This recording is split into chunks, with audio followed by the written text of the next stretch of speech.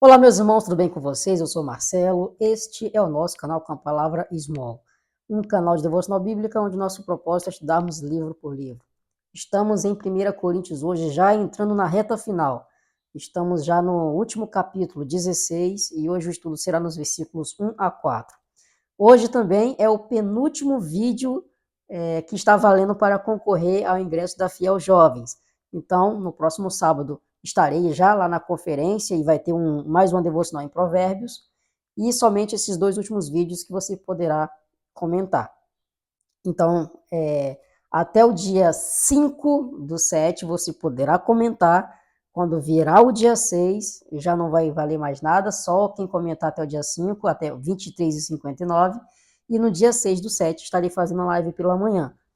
No próximo sábado eu estarei passando para você já o horário definido, tá bom? Porque vai ter uma programação na Igreja Batista em Cavaleiros, a nossa igreja mãe. É uma igreja que nós temos muito convívio, eu vou lá prestigiar a festa na roça. E aí, então, como vai ser à noite, eu vou fazer a live pela manhã. E aí eu vou fazer uma devocional e sortear o ingresso já do ano que vem, tá bom? Temos aí duas pessoas que engajaram bastante nos últimos dias, comentando vários vídeos, e aí, então você pode aí participar ainda comentando e quem sabe ganhar esse ingresso do próximo ano, tá bom? Então nós vamos agora para a vinheta, depois o estudo que é o que mais interessa.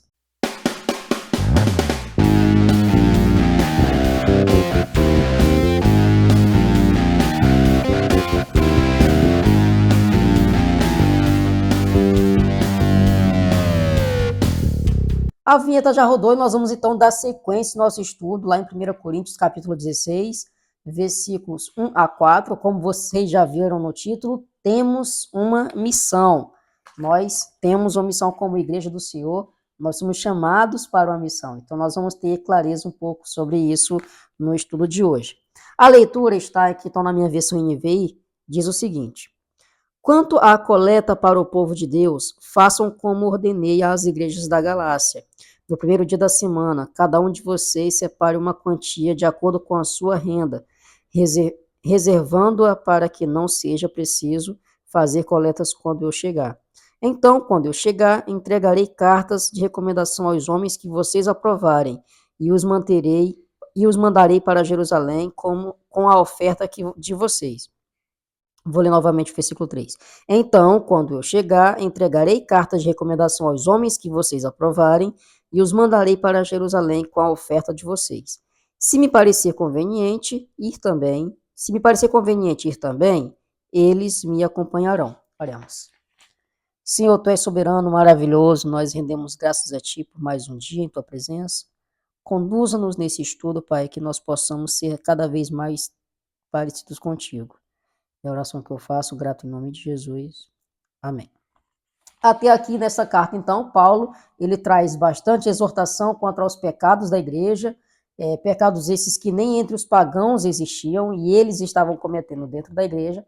Paulo também traz alguns encorajamentos em relação à vida como cristãos, como que deve ser sua vida social e também como cristãos, quem eles representam aqui na Terra, através das suas atividades, através dos seus serviços, através dos seus ministérios também. Então, Paulo traz essa clareza para a igreja. E nesta parte final agora, onde Paulo traz nessa pequena porção aqui, com relação às ofertas aos necessitados.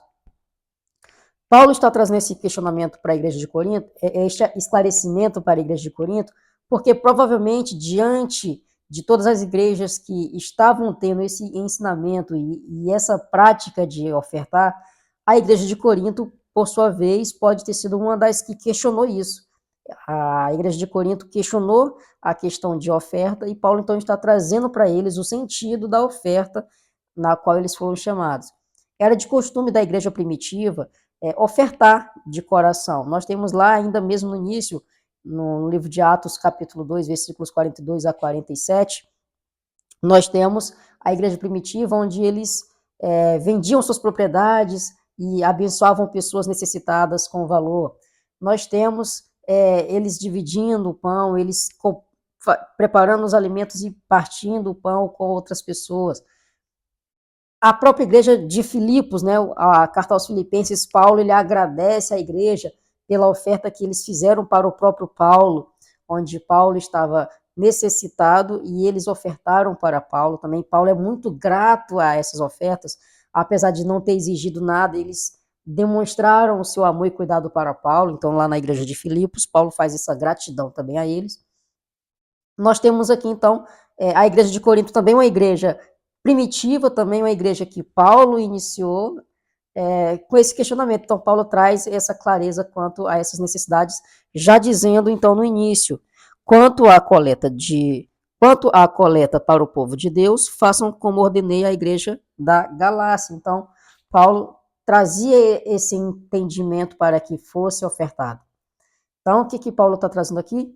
Ofertem para o povo de Deus. Eles estão necessitados. Aqui mais claro, Paulo fala que vai para Jerusalém, ou seja, a igreja do Senhor que está em Jerusalém tem pessoas que precisavam desses recursos, que as igrejas, em modo geral, faziam esse tipo de coisa para abençoar vidas. Então, Paulo traz essa clareza aqui, também ordenando que seja feita a coleta no primeiro dia da semana, ou seja, deixando claro que precisa haver uma rotina. Paulo fala, no primeiro dia da semana, não quando eu for aí tenha que fazer coleta. Ou seja, não precisa um grande evento para que isso aconteça. Façam isso como rotina de vocês, para que quando eu chegar já estejam todas as coletas feitas e eu somente mande homens com essas ofertas, homens tais que vocês escolherão. Ou seja, mais uma forma que Paulo trabalha com a igreja aqui de Corinto é que ele coloca responsabilidades sobre a igreja. Vocês vão coletar no primeiro dia da semana, como forma rotineira, e quando eu for visitá-los, vocês vão me falar quais homens vocês aprovam para que eu envie com cartas de recomendação para que eles levem essas ofertas para Jerusalém. Ou seja, responsabilidades para a igreja. Nós, como igreja do Senhor, quais responsabilidades nós temos diante da obra de Deus, para que nós possamos também assumi-las. Nós estamos ofertando de coração aos necessitados, nós estamos participando da vida da igreja como deveríamos, como o próprio Atos, né, vendendo suas propriedades e doando àqueles que precisam. Não que a gente agora é obrigado a vender tudo, não é isso que a Bíblia está dizendo. A ideia é, aqueles que tinham abençoavam os que não tinham. Esse é o sentido. Não é que agora eu sou obrigado a vender o que eu tenho. Mas se eu sei que de fato eu tenho mais, por que não abençoar aqueles que não têm nada? Então, esse é o entendimento. Então, as ofertas levam esse sentido. Bem como a responsabilidade que Paulo apresentou para a igreja de Corinto é: eu poderia muito bem ir aí fazer a coleta e eu mesmo levar para Jerusalém. Mas Paulo fala: eu levarei carta de recomendação para os homens que vocês escolherem para que enviem as ofertas para Jerusalém. Ou seja, vocês, igreja de Corinto, são responsáveis pelos bens que serão levados a Jerusalém. Vocês vão coletar e vocês vão enviar pessoas conforme suas aprovações. Então, nós temos esse entendimento claro quanto a essas ofertas que são distribuídas.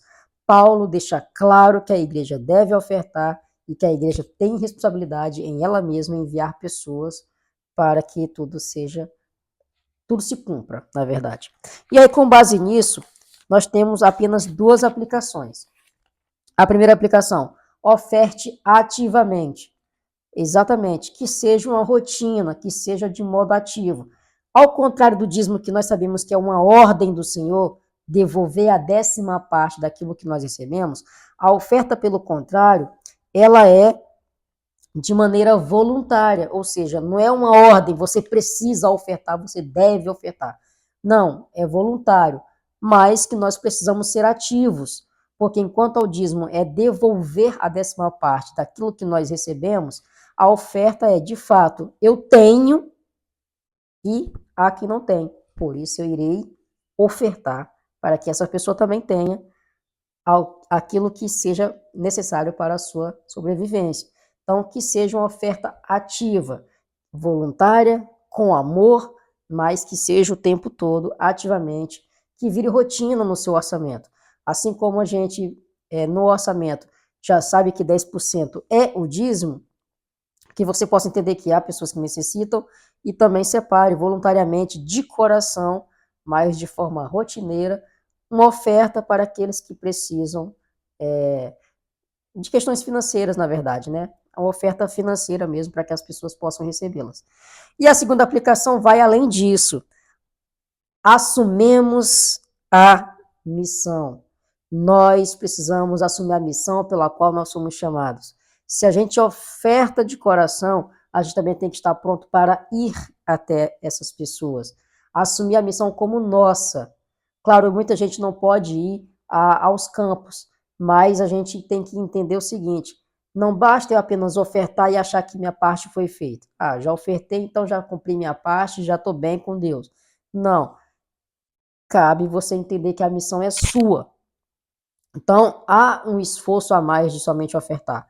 Então, você vai orar por essas pessoas que você oferta, você vai se preparar para que um dia você possa ir até elas, que você seja uma pessoa responsável para que a igreja possa reconhecer você como a pessoa ideal para ir até esse local. Então, assumemos a missão. A missão foi dada a nós cristãos. Deus nos deu essa ordem. Então, nós precisamos ter responsabilidades, arregaçar as mangas e cumprir o papel ao qual nós somos chamados. Não somente ofertar de coração, mas também estar pronto para ir até o local. E com base nisso, nós temos a grande ideia que fica da seguinte forma: fomos chamados para ofertar ativamente aos necessitados, bem como ir até eles. Fomos chamados para ofertar ativamente aos necessitados, bem como ir até eles. Que os irmãos fiquem com Deus e até o nosso próximo encontro, onde vocês vão estar comigo aqui, mas eu estarei lá na Fiel Jovens em Água de Lindóia.